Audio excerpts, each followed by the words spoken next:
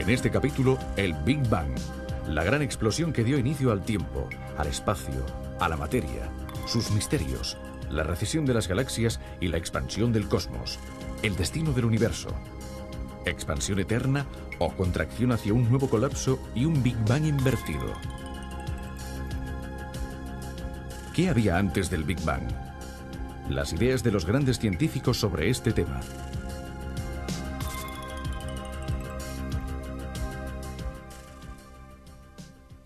¿De dónde provienen una silla, una mesa, una concha o un mineral? Bien, todas estas cosas, al igual que todas las que vemos a nuestro alrededor, están compuestas por átomos, tan pequeños que ni siquiera podemos verlos. En los núcleos de los átomos, los protones y neutrones están compuestos por partículas todavía más pequeñas, los quarks. Pero al principio la materia no existía, no había nada de todo esto, ni átomos ni quarks. Era la nada. No el vacío, sino la nada, algo que, como comprenderán, resulta muy difícil de imaginar. Después, de pronto, como en los juegos de manos de los prestidigitadores, que de la nada sacan un pañuelo o una flor, aparecieron los átomos que dieron origen a todas las cosas que vemos a nuestro alrededor. Según la teoría que hoy prevalece, la del Big Bang, una gran explosión inicial creó la materia que vemos en el planeta en el que vivimos y también en el universo a partir de la nada. En este episodio hablaremos precisamente de este mágico momento que tuvo lugar en el origen del mundo que conocemos. Pero, ¿cómo pueden afirmar una cosa así los científicos? ¿Cómo han llegado a esta teoría del Big Bang? Nuestro recorrido empezará por un hecho que actualmente ya ha sido verificado por muchas observaciones y mediciones. El cielo estrellado que está sobre nosotros no es inmóvil, no está fijo, sino que está en expansión. Se está dilatando como un inmenso soufflé a una velocidad endiablada. Veamos el siguiente reportaje que nos explica cómo se ha llegado a esta conclusión. Nada parece más tranquilo, estático e inmutable que el cielo estrellado.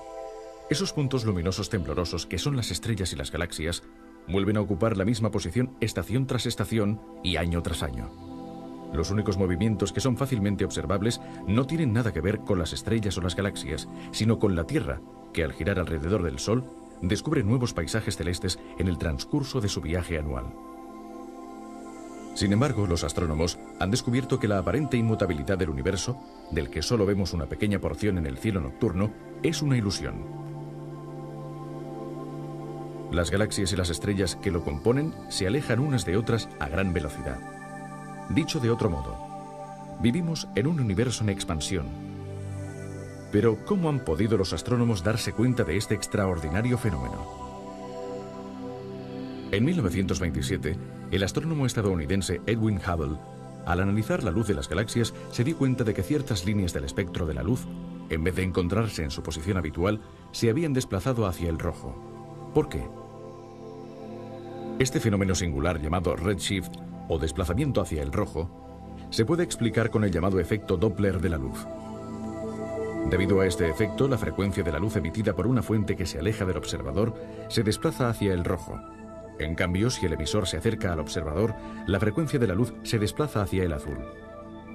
El efecto Doppler está provocado por el hecho de que la luz viaja siempre a la misma velocidad, la máxima posible en el universo. El desplazamiento hacia el rojo que los astrónomos pudieron medir en casi todas las galaxias solo puede significar una cosa. Estos cuerpos celestes están alejándose rápidamente los unos de los otros. Pero, ¿quién dota a estos aglomerados de centenares de millones, a veces de miles de millones de estrellas, de la energía necesaria para esta fuga que, como parecen indicar algunos desplazamientos hacia el rojo, se produce a velocidades cercanas a la de la luz? Para escapar de forma tan veloz, las galaxias no necesitan energía. De hecho, es el espacio el que se expande. Cada segundo, a la distancia de un año luz, se crean 15 milímetros de nuevo espacio. O sea, es la expansión del universo la que separa a las galaxias unas de otras. Y esto también explica por qué las galaxias más lejanas parecen escapar a una mayor velocidad. En el mismo segundo, es mucho mayor el espacio que se crea entre nosotros y una galaxia lejana que entre nosotros y una galaxia cercana. Basta recordar que por cada año luz de distancia, En un segundo se crean 15 milímetros de espacio nuevo. Para explicar cómo la expansión del universo provoca la recesión de las galaxias, veamos un ejemplo. Imagínense una pelotita con unos puntitos dibujados que son las galaxias. A medida que la hinchamos, los puntitos se alejan porque la pelotita se hincha y se expande, separando los puntos unos de otros, tal como sucede en el universo.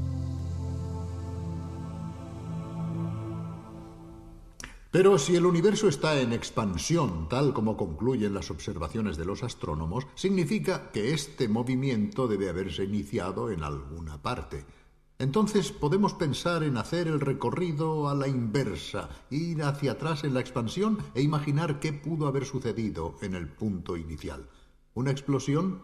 ¿Un Big Bang, es decir, una gran explosión?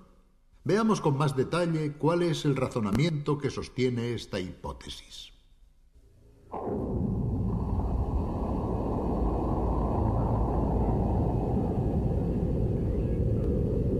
Actualmente las galaxias se están alejando unas de otras.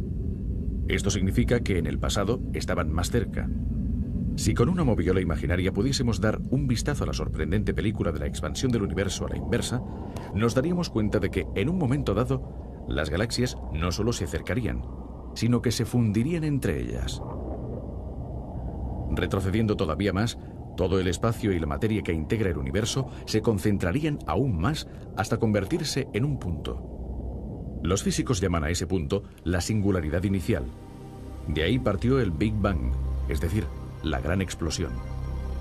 Una cosa está clara. En los momentos iniciales, la temperatura y la presión alcanzaron valores inimaginables. En consecuencia, el universo estaba muy caliente y, según los físicos, era también muy distinto del universo frío que hoy conocemos. No es posible trasladarse hasta el auténtico instante cero. En este viaje hacia atrás debemos detenernos en una pequeñísima fracción de segundo del inicio. Más allá de esta frontera no sabemos qué pudo haber. Incluso las leyes de la física conocida, es decir, la gravedad, la fuerza electromagnética y las otras interacciones, no existían como tales, al igual que no existía la materia, el espacio y el tiempo.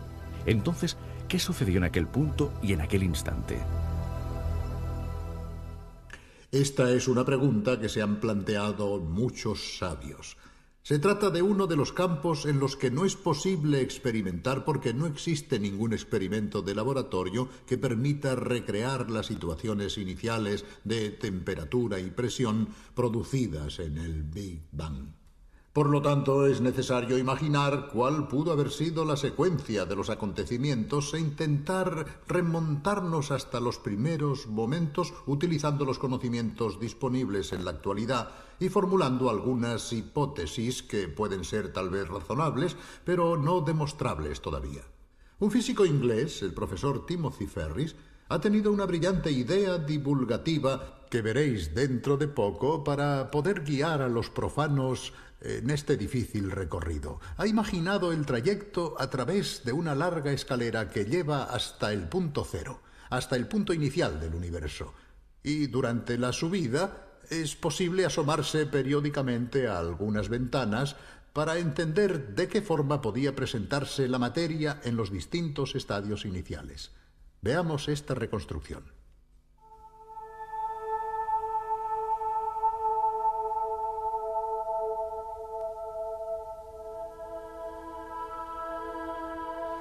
Imaginemos que cada ventana a lo largo de la escalera se abre en una época muy concreta de la historia del cosmos, cada vez más hacia atrás en el tiempo. La primera ventana nos muestra el universo cuando tenía 1000 millones de años, la siguiente cuando tenía 100 millones, después 10 millones de años, y así hasta el final, cada vez más atrás. En cada ventana sucesiva, el tiempo del universo corresponde a una décima parte de la precedente. De esta forma, alcanzaremos rápidamente el primer segundo de vida del cosmos, y como veremos, durante ese segundo sucedieron muchas cosas.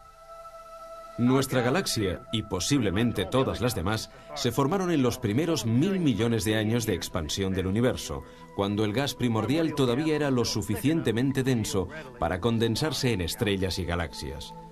No conocemos todos los detalles sobre cómo se formaron las galaxias, pero consideramos que tenemos un buen conocimiento de cómo era la Vía Láctea en su etapa de formación.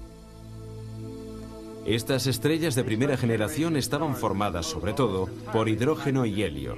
Si hubiera existido vida inteligente en esos primeros días de existencia del universo, la tabla de los elementos que todos conocemos habría indicado solamente hidrógeno y helio.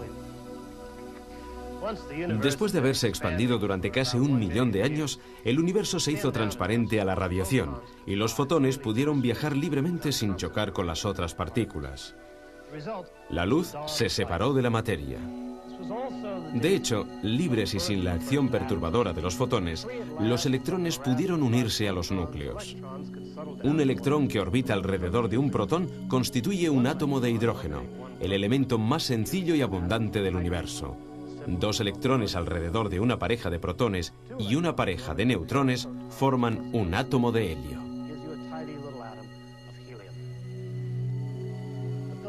Pero los núcleos de helio ya existían. De hecho, se formaron en una época anterior. La formación de núcleos de helio se remonta a cuando el universo tenía casi unos 100 segundos, es decir, cuando su temperatura había descendido bastante, lo suficiente como para permitir que los protones y los electrones se unieran entre sí sin que el calor que les rodeaba pudiera romper este vínculo. Por primera vez, protones y neutrones se unen estrechamente entre sí, gracias a la interacción nuclear fuerte, y tienden a formar tripletos. Estos, a su vez, se combinan y forman un núcleo inestable. 2 de los protones son expulsados y se forma un núcleo de helio.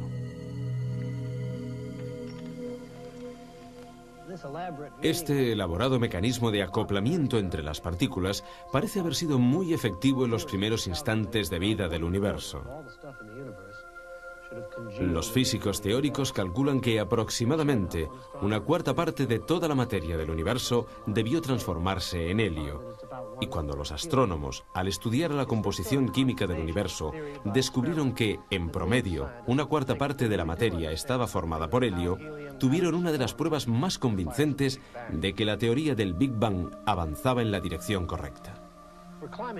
Ahora nos remontamos a tiempos muy remotos, cuando el universo tenía 1 segundo de vida. El calor era tan intenso que ni siquiera la interacción nuclear fuerte podía mantener unidos a los protones y neutrones. El universo era el llamado caldo primordial, formado por quarks libres, y no podía existir ninguna otra partícula fundamental. 1/10 de segundo, 1/100ésima de segundo después del inicio del tiempo. El universo era tan denso que incluso los neutrinos, que son partículas subatómicas tan escurridizas que incluso pueden atravesar una plancha de plomo de un espesor de miles de millones de kilómetros, incluso los neutrinos, decía, no consiguieron escapar del caldo primordial de materia y energía.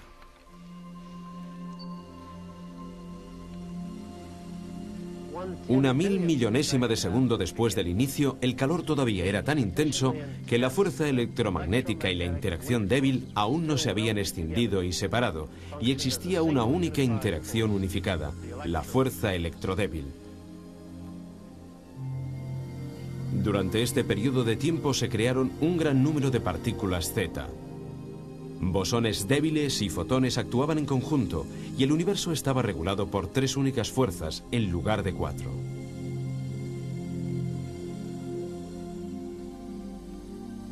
Cuando la edad del universo era una mínima fracción de segundo, exactamente 10 elevado a menos 35 segundos, probablemente la misma fuerza electrodébil todavía estaba unida a la interacción fuerte.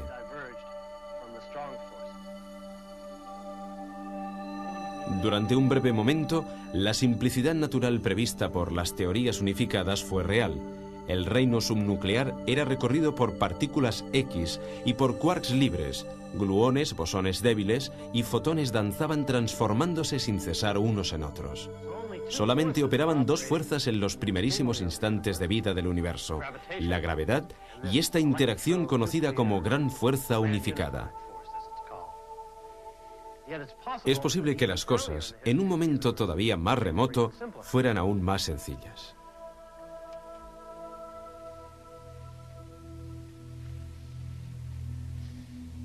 Estamos en el primer instante del universo. La fracción de tiempo transcurrida desde que el universo empezó a expandirse es tan pequeña que, para cuantificarla, sería necesario escribir, después de la coma, unos 40 ceros. El universo, es decir, todo lo que nos rodea, estaba contenido en una única chispa de energía en rapidísima expansión, todavía más pequeña que el núcleo de un átomo y regulada por una única fuerza primordial. Si supiéramos lo que sucedió entonces, podríamos entender por fin las relaciones entre las leyes de la naturaleza, entre el espacio y el tiempo, entre la materia y la energía. Por el momento, todavía no lo sabemos. Es necesaria una teoría que nos explique cómo se comporta la naturaleza en esas condiciones extremas. Se está trabajando para descubrirla y se considera que será una teoría cuántica de la gravedad, llamada de superunificación o de supersimetría. Es obvio que no sabemos qué nos dirá, pero quien consiga plasmar esta teoría podrá entrever el umbral de la creación.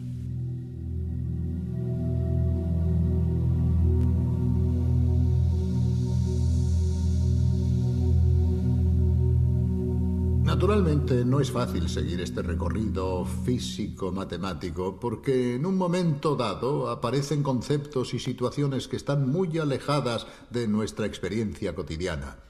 Por otra parte, los mismos físicos tienen dificultades para crear una reconstrucción tan distinta de todo lo que actualmente puede ser estudiado y experimentado.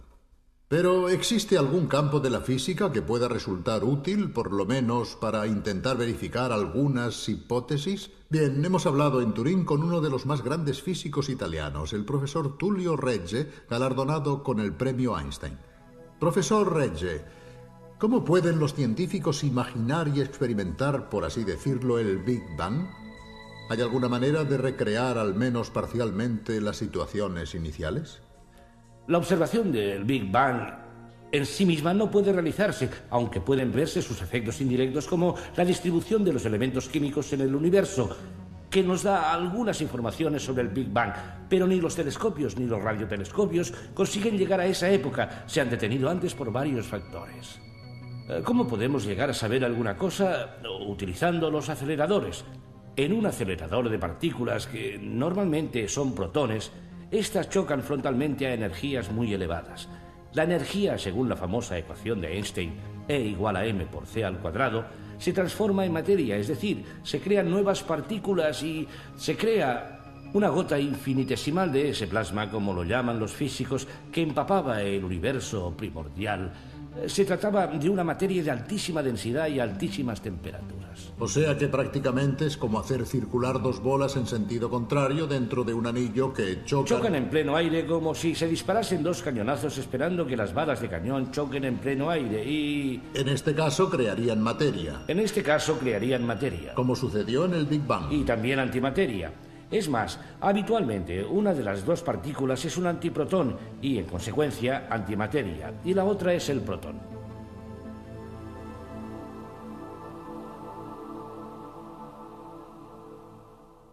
Algunas veces la suerte ayuda a los científicos cuando al buscar una cosa se acaba descubriendo otra. También ha ocurrido así con la teoría del Big Bang. Hay un capítulo famoso en la historia de la física y que concierne precisamente a dos investigadores que estaban trabajando en otra cuestión, sin pensar en ningún momento en el Big Bang. Habían preparado su antena parabólica dirigiéndola hacia el centro de la galaxia. Recuerdo que uno de los dos, Arno Penzias, me contó el suceso y me llevó precisamente junto a esta gran antena.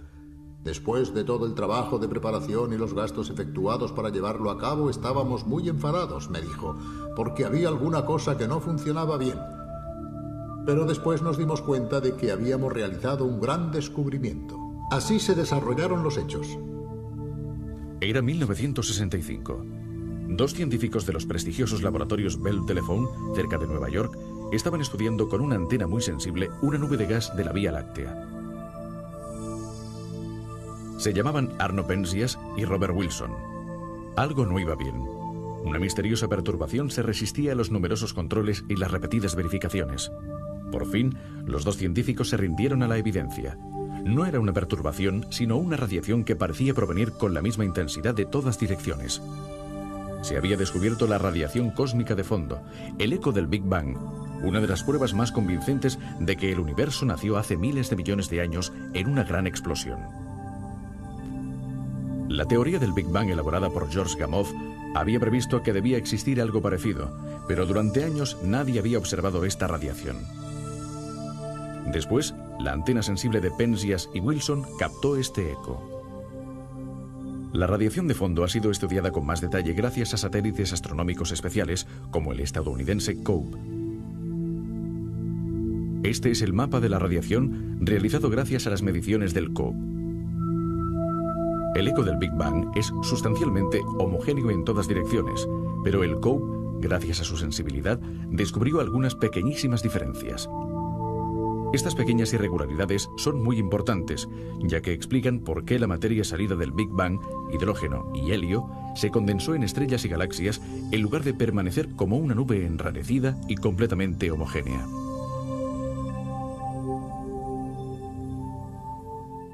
Naturalmente hay una pregunta que todos nos planteamos. Bueno, el Big Bang es difícil de describir, de comprender en sus detalles. ¿Cómo tuvo lugar esa explosión de materia y qué había antes? Aquí entramos en un terreno en el que solo la imaginación de los físicos puede intentar formular hipótesis. Uno de los científicos más creativos y geniales en este campo es el astrofísico Stephen Hawking, también famoso en todo el mundo por su gran talento como divulgador. Escuchemos ahora su opinión.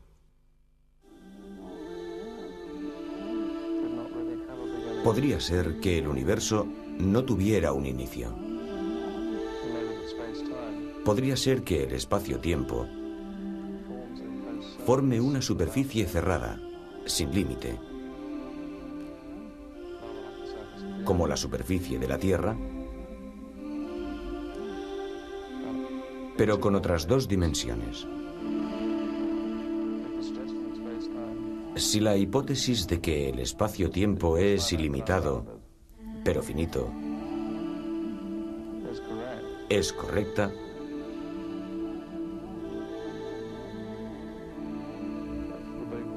entonces el Big Bang sería como el polo norte de la Tierra.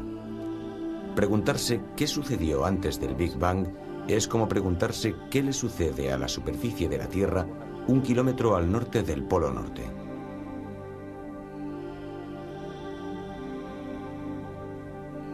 Es una pregunta sin sentido. Pero hay otra pregunta que nos podemos plantear. ¿Cómo acabará la materia que está a nuestro alrededor en el cosmos? ¿Se perderá toda en el espacio infinito? ¿O quizá, como los guijarros que se echan al aire, acabará volviendo a caer sobre su punto de partida? Veamos el siguiente reportaje.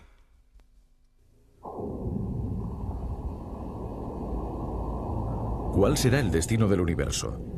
¿Continuará su expansión eternamente, haciéndose cada vez mayor y más frío, hasta que por fin todas las estrellas se apaguen y la materia, ya oscura e inerte, continúe vagando por el cosmos sin evolución posterior?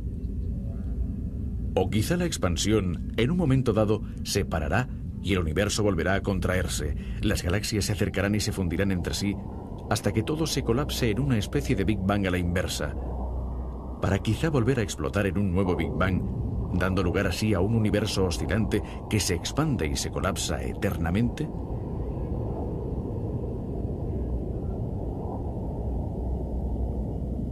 Muchos de estos interrogantes están destinados a permanecer sin respuesta, pero algunos aspectos se pueden conocer, como por ejemplo, si el universo se expandirá indefinidamente. De hecho, esto depende de la cantidad de materia presente en el universo. Si la materia supera una cierta densidad crítica, entonces, como sostiene la teoría de la relatividad de Einstein, el espacio permanecerá cerrado con una estructura geométrica comparable a una esfera. Pero en un espacio cerrado el tiempo es finito, la expansión se detendrá y todo volverá a colapsarse para concluir en un Big Bang invertido. En cambio, si la cantidad de materia no es suficiente, el espacio se curvará, pero asumirá una forma geométrica abierta, como esta superficie hiperbólica. En un espacio infinito, también el tiempo será infinito, y entonces la expansión proseguirá indefinidamente. Entonces, la materia es suficiente o insuficiente para cerrar el espacio. La materia luminosa fácilmente observable, es decir, las estrellas y las galaxias, es insuficiente, pero los astrónomos piensan que en el cosmos existen grandes cantidades de materia oscura. polvo, gases, cometas, asteroides, planetas o partículas mucho más ligeras como los neutrinos. Si los neutrinos tuviesen masa, la materia presente en el universo podría superar la densidad crítica. De todas formas, a través de las observaciones más detalladas, parece ser que la densidad del universo es inferior a la crítica y que, por lo tanto, la expansión está destinada a durar eternamente. Obviamente no se pueden excluir las sorpresas en el futuro. La masa que falta para alcanzar esa densidad podría surgir allí donde nadie sueña siquiera en buscarla. Para concluir, una última pregunta. ¿El universo que conocemos es el único que existe? ¿No podría ser que al encontrarnos en su interior no podamos ver más allá de este horizonte, de esta dimensión, mientras que, en realidad, podrían existir muchos otros universos paralelos, concéntricos o que se cruzan? ¿Qué piensan al respecto los físicos? Escuchemos de nuevo a Tullio Regge. Muchísimas personas imaginan universos fuera del nuestro e intentan comprender qué sucedió en el Big Bang. Nosotros no sabemos qué sucedió en el Big Bang, pero existen muchísimas teorías. Haciendo una comparación, para abrir una puerta, necesitamos unas llaves. Quien no tiene llaves no puede abrir la puerta. Pero tampoco se abre la puerta si encontramos un manojo con 1.000.000 de llaves, porque no se sabe cuál es la correcta. En cierto modo nos encontramos en esta segunda situación. Hay muchísimas teorías que tratan de imaginar qué sucedió en el momento del Big Bang.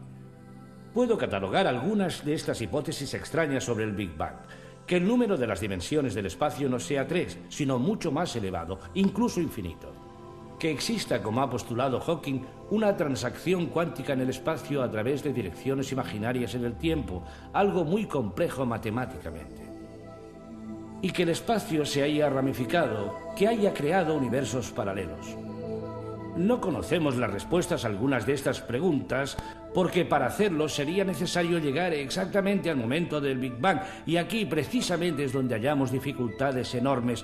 Podemos imaginar las cosas, hacer teorías cada vez más fantásticas, y probablemente la verdad, en sentido retórico, es que todas estas ideas, de alguna manera, estarán engarzadas en una misma imagen del universo, y todas estas cosas nos dirán algo sobre el inicio de los tiempos, de una forma que, de momento, es totalmente inimaginable. Bien, acabamos aquí por hoy. Creo que al preguntarnos sobre estas cuestiones nos damos cuenta de cuántas cosas quedan todavía por estudiar y por descubrir. Puede que jamás obtengamos ciertas respuestas, pero es bonito pensar que la inteligencia humana intenta afrontar también este gran desafío, que no se conforma nunca con las respuestas y que se plantea siempre nuevas preguntas. Hasta pronto, hasta la vista.